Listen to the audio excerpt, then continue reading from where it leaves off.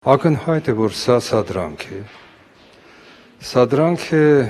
որը ուղղված է Մինսկյան խմբի համանախագահաների գործունեության դեմ։ Սա մի փորձ է քայքայելու այդ կարգավորման ձևաչափը եւ լկտի պահվածքով դա վերագրվում է հայկական կողմին, որովհետև նրանք մերժել էին Ամերիկայի Միացյալ Նահանգների եւ մյուս համանախագահաների առաջարկը մոնիտորինգի ենթարկել համապատասխան լարումները շփման գծում, այո, սարքեր տեղադրել եւ նաեւ մարդիկ ունենալ մասնագետներ, սա փաստորեն այն օգտագործումն է այդ մերժման, որի արդյունքում իրենք փորձում են իրենց այդ սադրիչ գործողությունները վերագրել հայկական կողմին։ Սա իհարկե պետք է ասել, որ համապատասխան արձագանք է գտել միջազգային կազմակերպությունների ղեկավարների կողմից, ՄԱԿ-ի գլխավոր քարտուղարի Բան Գի-մունի կողմից, մի շարք այլ կազմակերպությունների։ Կարող է արդյոք այս արձագանքը սաստել Ադրբեջանին։ Ադրբեջանական կողմը փորձում է հրադադարի կեղծ հայտարարմամբ քողարկել իր ռազմական գործողությունների շարունակությունը։ Դա նշանակում է, որ պետք է շարունակել աշխատել միջազգային կազմակերպությունների հետ։ Բոլորս գիտենք իհարկե Ռուսաստանի Դաշնության նախագահի խոսքի արժեքը, կշիռը, բայց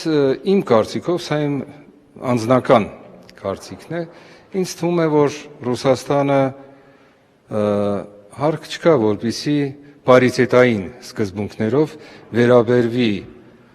ագրեսիվ կողմի եւ տուժող կողմի գնահատականներին։ Այս բանը երևի թե մոտակա ժամանակներս կվերակարգավորվի։ Ադրբեջանցիները այժմ հանրությունը հետևում է, նրանք ռազմական գործողություններ դեռ չեն ծավալել Ադրբեջան-Հայաստան սահմաններում։ Այս առումով ՀԱՊԿ-ի դերակատարությունը ուղղակիորեն դեռ հայցված չէ, բայց պետք է գնահատել իհարկե գլխավոր քարտուղար Նիկոլայ Բարդյուժայի հայտարարությունը, որը նախազգուշացնում է ադրբեջանական կողմին հնարավոր համապատասխան արձագանքին, եթե դրա անհրաժեշտությունը լինի։ Ես մասնակցում էի մեր նախագահի այցին Ամերիկայի Միացյալ Նահանգներ, երբ որ նա Հարվարդի Քենեդի պետական կառավարման դպրոցում դասախոսությամբ հանդես եկավ, շատ բարձր հավասարակշռված դիրքերից է հանդես գալիս մեր պետությունը իր ղեկավարի անձնավորմամբ։ Ինձ թվում է, որ այս բալանսավորված եւ դրա հետ մեկտեղ ձիգ ու հաստատ գործունեությունը սահմաններում վերջին հաշվով կարող է բերել համապատասխան արդյունքների։ Կար կապ արդյոք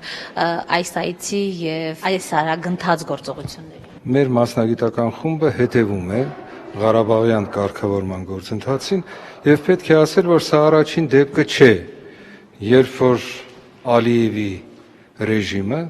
փորձում է սինխրոնիզացնել համաժամանակ ձևով որևէ մի մեծ սամիտի, ֆորումի հաջորդող ժամանակահատվածում այսպիսի անախորժություններ մատուցել միջազգային հանրությանը։ Դա եղել է մի քանի անգամ։ Մյունխենյան գագաթաժողովից հետո, Կազանից հետո, սա իրենց մոտ ընդունված կարգ է։ Վաղ է այս փուլում գնահատել երկարաժամկետ կլինի թե մոտ 10 օր, հա, քաղաքագետների Մենք հետևում ենք ուշիմ եւ փորձում ենք ձևավորել մեր դիրքորոշումը։